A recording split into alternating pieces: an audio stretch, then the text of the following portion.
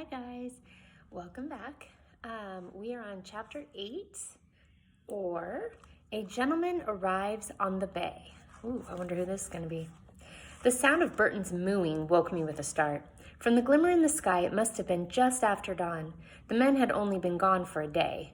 I glanced over at the sawbuck table, where Sudie's new doll lay.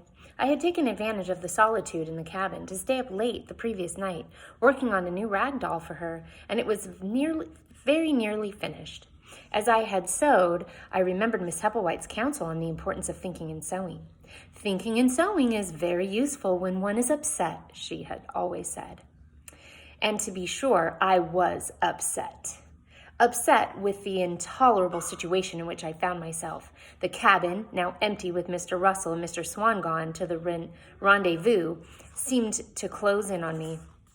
All I could think of was getting away from this place. My inheritance was in San Francisco, but thanks to Mr. Swan, I had no funds to pay for the passage there. It was a vexing situation.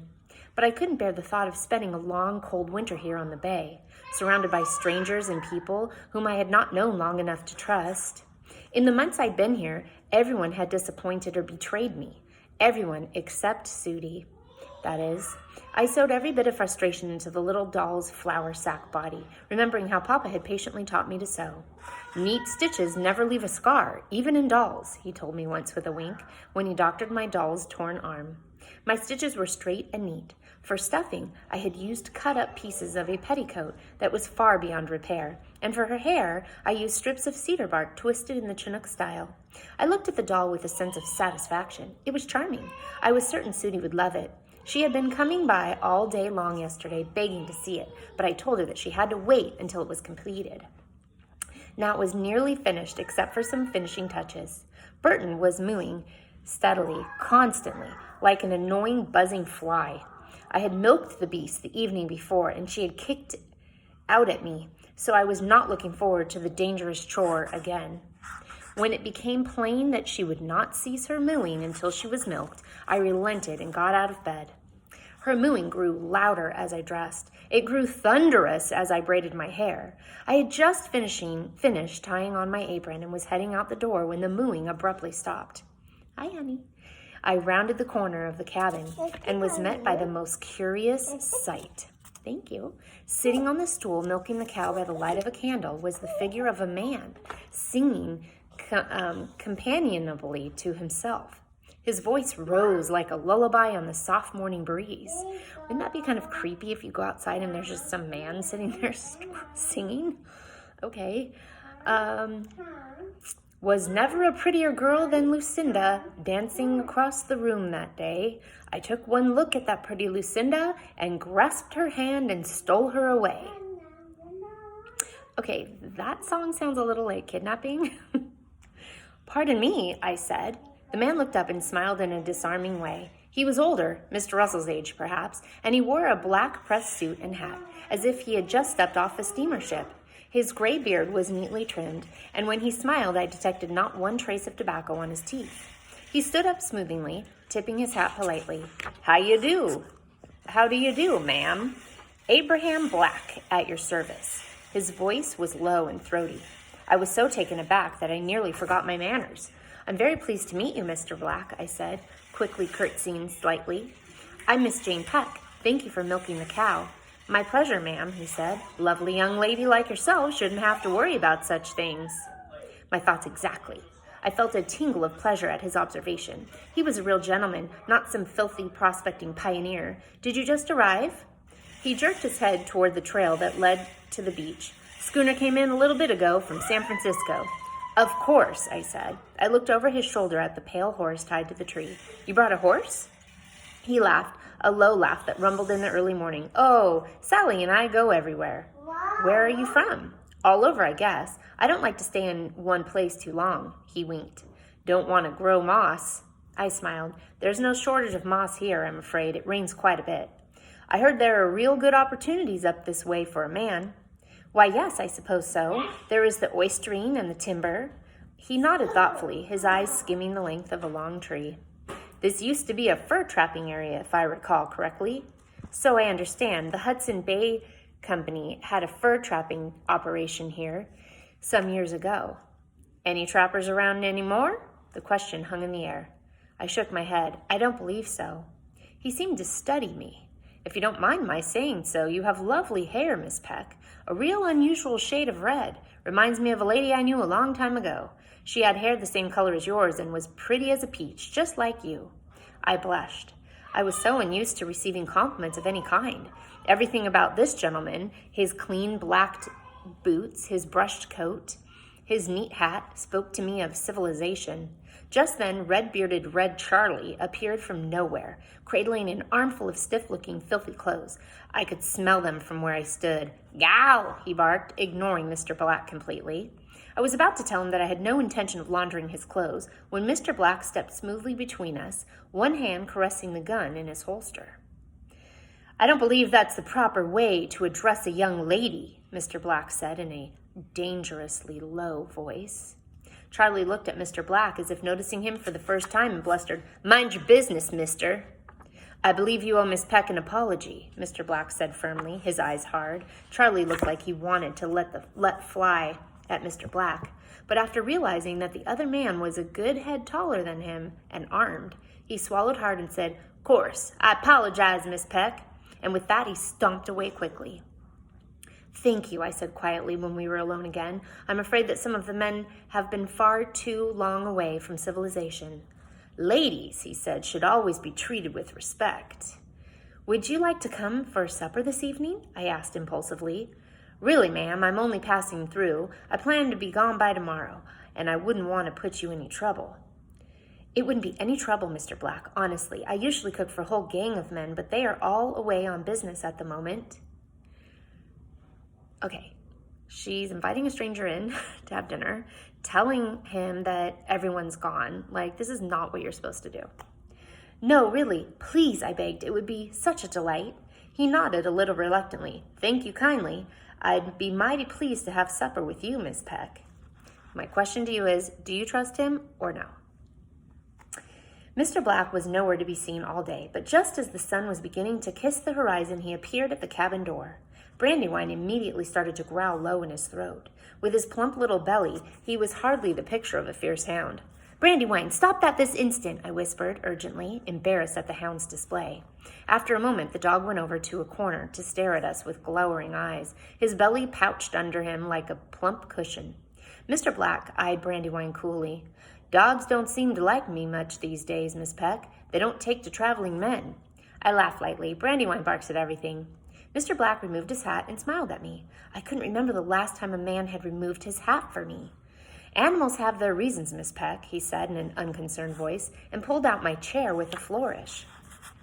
It was wonderful to simply sit and talk to him. He brought a great deal of news from the States and was very interested in my opinions. The deep timbre of his voice, his smiling dark eyes, his very words, seemed to weave a spell in the cabin, so that I almost believed I was back in Philadelphia and eating supper with one of Papa's friends in the dining room on Walnut Street. Papa had been fond of bringing acquaintances home to supper, and we'd had all manner of people dine at our table, judges, physicians, lawyers, even politicians. "I own a mine back in California, gold," Mr. Black said when I inquired as to his occupation. "Gold? How exciting!" He fished in his pocket and pulled out a watch. It was a thick gold pocket watch with an intricately worked design of a rose on the casing. It glowed softly in the palm of his hands.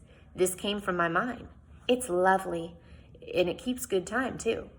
He leaned back in his chair. "What brings you to Shoalwater Bay?" I asked curiously.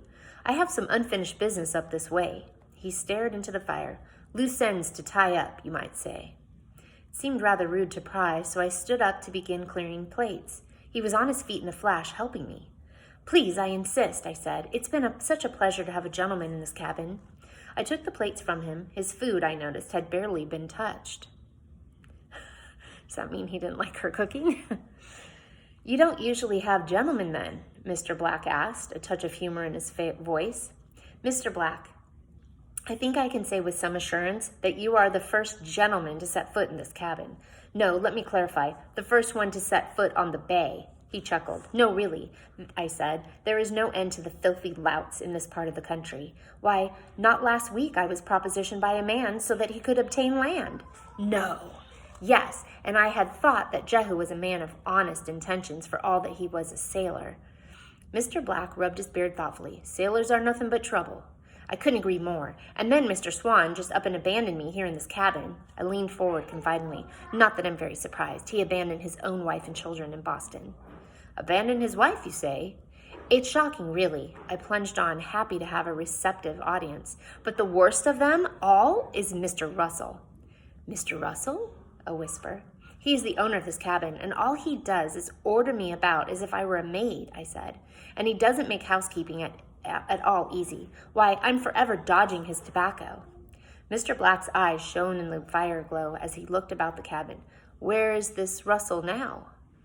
I shrugged. "Far from here, thank heavens. He and Mr. Swan have gone to the rendezvous." "Rendezvous?"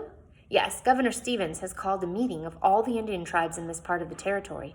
Mr. Swan and Mr. Russell went along to help translate." "I see."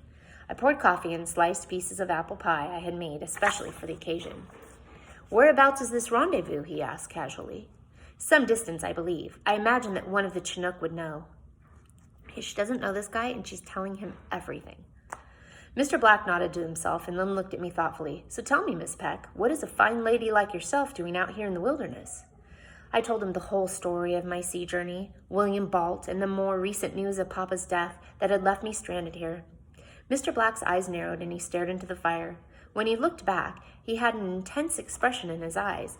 "It's always the people closest to you who betray you." Then he seemed to shake himself and stood up. "I believe I'll turn in now. I pitched my tent down past the stream." I hesitated. "There are mountain cougars in the area." Mr. Black laughed grimly. "I can manage a few wild beasts, Miss Peck. It's the two-legged variety you have to watch out for." Then he tipped his hat gallantly and disappeared into the dark night. I closed the door and went back into the cabin. Mr. Black's piece of pie lay untouched. So he came for dinner and he didn't eat anything. Suspicious. Brandywine gave a low whine from the corner. "Maybe he doesn't care for pie, Brandywine," I said. I looked at his plate from supper. "Or biscuits and gravy?" I set the plate of pie on the floor and the dog bounded over, belly swinging, and began to eat enthusiastically. "At least someone appreciates my cooking," I said with a sigh. I woke before dawn, eager to make a nice, hearty breakfast for Mr. Black. I grabbed the coffee pot and headed to the stream that ran alongside the encampment. It was chilly and still quite dark out, with light just glimmering in the sky. Thick fog hung on the air, and here and there, stray shafts of light broke through the fog. Burton was mooing loudly to be milked. She could wait, I decided, until I had the coffee boiling. I stepped carefully in the direction of the stream. The fog so thick it swirled and eddied me all around, and then froze at the sight that met my eyes. Mr. Black was standing at the stream with his trousers on, suspenders hanging down, his back bare. He was holding a small mirror and razor and carefully shaving his cheeks. I gasped. The pale skin on his back was crisscrossed with thick, angry scars, as if someone had taken a whip to him, or worse. Mr. Black whirled around, eyes searching, but I stepped quickly behind a tree, my heart beating fast. After a moment, he returned to his shaving, and I carefully made my way back to the cabin, my mind whirling. What had happened to the poor, kind man? So he was down by the stream. He had pants on, but he didn't have his shirt on, and she just saw scars all over his back. I was still trembling a bit when I heard a soft knock at the door. It was Mr. Black, holding a pail of milk. "Oh, really?" I said, pasting on a bright smile. "You shouldn't have." He smiled. "Now, Miss Peck, of course I should." "Would you like some breakfast?" He shook his head, looking up at the brightening sky. "Afraid not, ma'am. I think there's a storm brewing, so I best get ahead of it." "You're leaving already?" He nodded. "Wait," I said, and rushed back into the cabin. I took an empty flour sack and wrapped the biscuits from the evening before and the rest of the pie and put them both into the sack. "Traveling's hungry work." "Thank you so much, Miss Peck." "It was my pleasure," I said. He pressed something cold into my hand. I looked down to see the gold watch. "Seems to me, even with the loss of your father, Philadelphia is still your home. This will pay for you to get to San Francisco. The schooner that brought me will be heading back there tomorrow," he said seriously. "You can catch another ship when you get there." "Mr. Black, I can't take this." He closed my fingers shut over the watch. "You just think about it," he said in a gentle voice. And then he climbed on his waiting horse and disappeared into the dawn. I mean, that's her inheritance is in San Francisco, meaning all of the money from when her father died was left to her. That's an inheritance. And it was wired to San Francisco. So all she has to do is go south to San Francisco, California, and get her money. And then she can do what she wants. So it was nice of him to give her that. Later that morning, as I was putting the finishing touches on Sudi's new doll, a handkerchief dress, the little girl came bursting into Mr. Russell's cabin. "Look, Boss and Jane!" she shrieked happily. She was holding an exquisite china doll. It had a creamy face, pink cheeks, and glossy black hair that matched Sudi's own thick locks. The doll was wearing a pink satin dress with bows and a little ermine stole. "Sudi," I asked carefully, "where did you get that doll?" "Mrs. Frink." Oh, yay. So Jane is sitting here making this doll and taking all this time, and then Mrs. Frink swoops in and gives her this expensive doll. Awesome. At that moment, Mrs. Frink walked into the cabin. "Hello, Miss Peck," she said cheerily. Something in me went still. "How do you like Sudi's new doll?" The poor dear was quite beside herself with that dog eating her old one. "And why, I just had to do something," Mrs. Frink declared breezily. Sudi clutched the china baby rapturously. I looked at the rag doll in my hands, at the flour sack face and button nose, the bark hair and handkerchief dress. It was so sad looking compared to the exquisite china doll. A flush of embarrassment rushed through me. So sad. "What do you have there?" Mrs. Frink asked curiously. I turned away from her, bunching the doll in my apron, and a sense of desolation stealing over me. There was no place for me here. This wasn't my home. It had never been. "Nothing," I whispered dully, "nothing at all." By the end of the day, I had booked passage on the schooner to San Francisco. Wow, that's a big decision and big change. Let's see if she actually goes. Until next time, thanks for joining.